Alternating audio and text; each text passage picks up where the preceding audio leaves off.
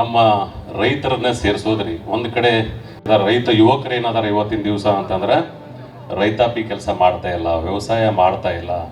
ಅದಕ್ಕೆ ಏನಾಯಿತು ಅಂತಂದ್ರೆ 4 ಜನ ಯುವಕರು ಏನು ಮಾಡಿದ್ರು, ಇಲ್ಲ ಏನಾರು ಒಂದು ಬಿಸ್ನೆಸ್ ಮಾಡ್ಬೇಕು ನಾವು. 4 ಜನ ಯುವಕರು ಸೇರಿ 50,000 ರೂಪಾಯಿ ಲೋನ್ ಮಾಡಿ ಒಂದು ಆಟೋ ರಿಕ್ಷಾ ತೊಗೊಂಡ್ರಿ.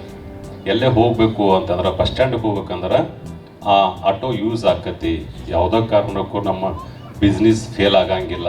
ಅದಕ್ಕೆ ನಾವು ಏನು ಮಾಡೋನು, ಒಂದು ಆಟೋ ತೊಗೋನು ಅಂಥೇಳಿ 4 ಜನ ಸೇರಿ 50,000 ರೂಪಾಯಿಗೆ ಒಂದು ಆಟೋ ತೊಗೊಂಡ್ರಿ. ಆಟೋ ತೊಗೊಂಡ್ರು, ಬಸ್ ಸ್ಟ್ಯಾಂಡ್ನಾಗ ಹಚ್ಚಿರಿ. ಬಸ್ ಸ್ಟ್ಯಾಂಡ್ನಾಗ ಮುಂದೆ ಒಬ್ಬ ಕುಂತ್ರಿ, ಹಿಂದಿನ ಸೀಟ್ನಾಗ 3 ಜನ ಕುಂತ್ರು.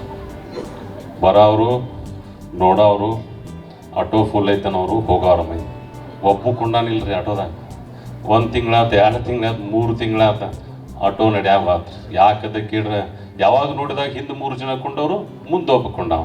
ಆಟೋ ನೋಡಿದ ತಕ್ಷಣ ಫುಲ್ ಐತ್ರಿ ಅಂತೇಳಿ ಅವ್ರು ಬೇರೆ ಗಾಡಿ ತೊಗೊಂಡು ಲಾಸ್ನಾಗ ಬಂದ್ರಿ. 6 ತಿಂಗಳಾತು, ಆಟೋ ಮಾರಿಬಿಟ್ರಿ.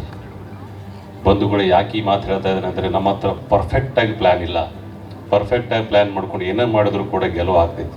ಮುಂದೆ ಲಾಸ್ ಆತ್ರಿ, ಈ ಆಟೋ ಬಿಸ್ನೆಸ್ ನಮ್ಗೆ ಆಗಂಗಿಲ್ಲ, ಮೊದಲ ಜ್ಯೋತಿಷಿಗಳು ಹಿಡೀರಿ ನಮ್ಗೆ ಆಟೋ ಮಾಡಬೇಡ ಅಂಥೇಳಿ ಮತ್ತೊಬ್ಬ ಜ್ಯೋತಿಷಿ ಕಡೆ ಹೋಗ್ತೀವಿ ನಾವು.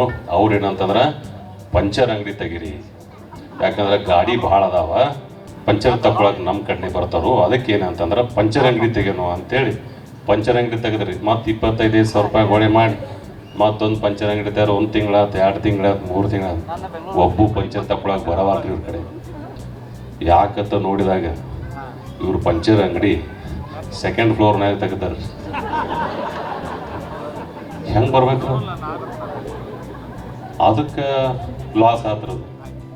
ಒಬ್ಬ ಹತ್ರ ಏನಂತಂದ್ರೆ ಇದು ಬೇಡ ಅಂತ ಹೇಳಿ ಒಂದು ಊರಿಗೆ ಹೋದ್ರಿ. ಊರಿಗೆ ಹೋಗಿ ಏನೇನೇ ಅಭ್ಯಾಸ ಮಾಡ್ಬೇಕು ಅಂಥೇಳಿ ಊರಿಗೆ ಹೋದ ತಕ್ಷಣ ಅಲ್ಲಿ ಹಿಡಿದ ಒಬ್ಬರಿಗೆ ಕೇಳಿದ, ಏನಂತಂದ್ರೆ ಹೆಂಗಾರು ಭೇಟಿ ಆದಮೇಲೆ ವಾಪಸ್ ಬಸ್ ಸ್ಟ್ಯಾಂಡಿಗೆ ಹೋಗ್ಬೇಕ್ರಿ. ಬಸ್ ಸ್ಟ್ಯಾಂಡ್ ಎರಡು ದೂರ ಅಂದ ಒಬ್ಬ ಕೇಳಿದಾಗ, 4-5 ಕಿಲೋಮೀಟ್ರ್ ಐತ್ರಿ ಅಂತ ನಡ್ಕೋತ ಹೋಗಿ ಮುಂದೆ ಒಂದು ಆಟೋ ಬಂತ್ರಿ. ಆಟೋದವನು ನಿಲ್ಲಿಸಿ ಕೇಳಿದೆ, ಏನಂತಂದ್ರೆ ಬಸ್ ಸ್ಟ್ಯಾಂಡ್ಗೆ ಹೋಗಕ್ಕೆ ಎಷ್ಟು ತೊಗೋತೀನಿ ಅಂತ.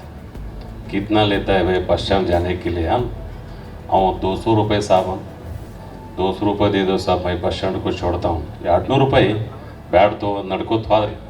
ಮುಂದೆ ಹಂಗೆ ಹೋದ 1 ಕಿಲೋಮೀಟ್ರ್ ಆಯ್ತು, 2 ಕಿಲೋಮೀಟ್ರ್ ಆಯ್ತು, 3 ಕಿಲೋಮೀಟ್ರ್ ಆದ್ರೆ ಬಸ್ ಸ್ಟ್ಯಾಂಡ್ ಬರಾನಿಲ್ಲ ರೀ.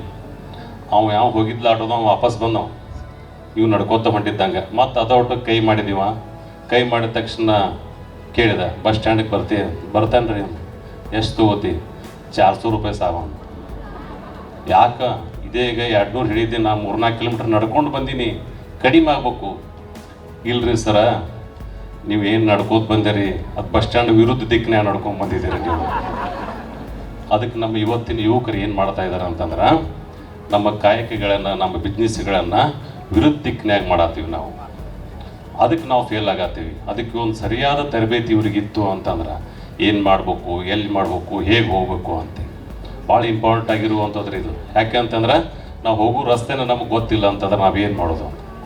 ಅದಕ್ಕೆ ನಾವು ಇವತ್ತು ರೈತರಿಗೆ ತರಬೇತಿಗಳನ್ನು ಕೊಡಬೇಕಾಗೈತಿ. ಎಲ್ಲಿವರೆಗೆ ನೀವು ರೈತರಿಗೆ ತರಬೇತಿಗಳನ್ನು ಕೊಡಂಗಿಲ್ಲ, ರೈತ ಯುವಕರಿಗೆ ತರಬೇತಿಗಳನ್ನು ಕೊಡಂಗಿಲ್ಲ, ಅಲ್ಲಿವರೆಗೆ ಯುವಕರು ಗೆಲ್ಲಂಗಿಲ್ಲ.